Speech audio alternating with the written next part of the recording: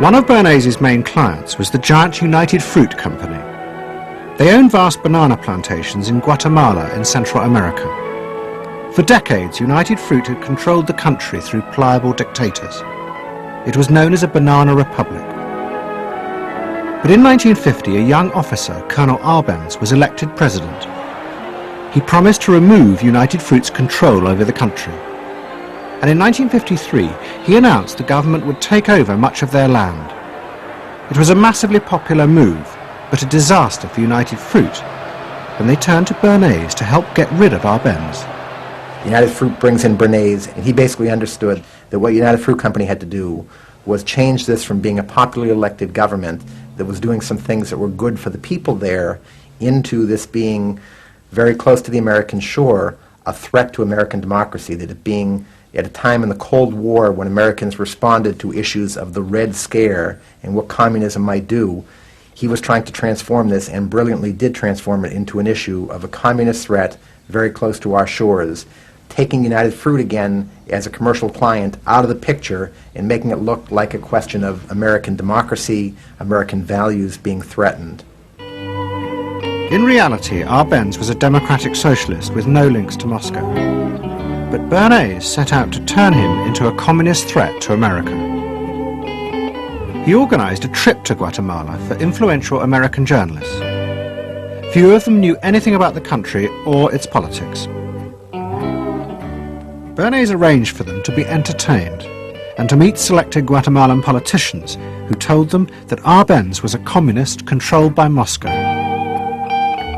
During the trip, there was also a violent anti-American demonstration in the capital. Many of those who worked for United Fruit were convinced it had been organized by Bernays himself.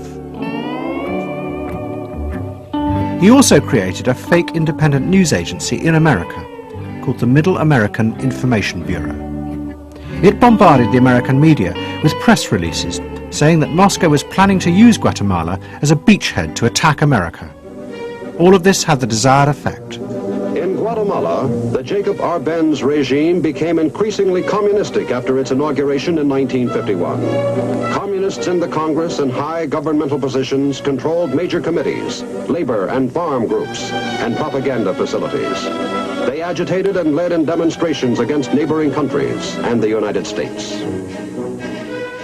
What was profoundly new in terms of what Bernays did is he took this menace to our backyard in Guatemala. For the first time, we saw Reds a couple hundred miles from New Orleans who Eddie Bernays had us believing were a true threat to us, that it was going to be a Soviet outpost in our backyard. But what Bernays was doing was not just trying to blacken the Arbenz regime. He was part of a secret plot. President Eisenhower had agreed that America should topple the Arbenz government, but secretly. The CIA were instructed to organize a coup. Working with the United Fruit Company, the CIA trained and armed a rebel army and found a new leader for the country called Colonel Armas. The CIA agent in charge was Howard Hunt, later one of the Watergate burglars.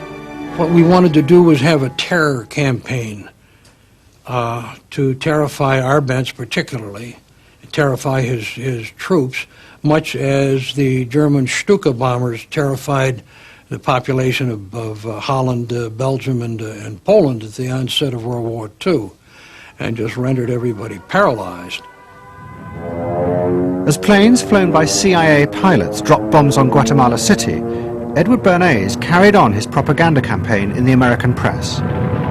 He was preparing the American population to see this as the liberation of Guatemala by freedom fighters for democracy.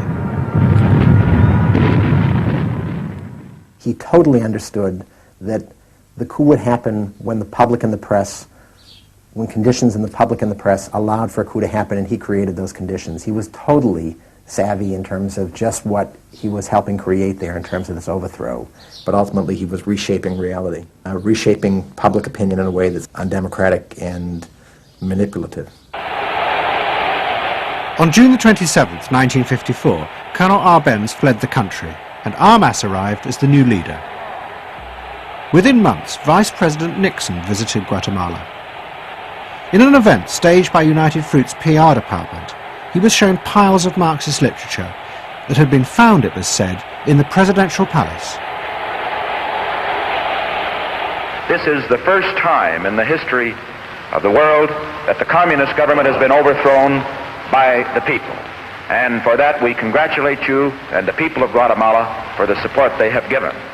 And we are sure that under your leadership, supported by the people whom I have met by the hundreds on my visit to Guatemala, that Guatemala is going to enter a new era in which there will be prosperity for the people together with liberty for the people. Thank you very much for allowing us to see this exhibit of communism in Guatemala.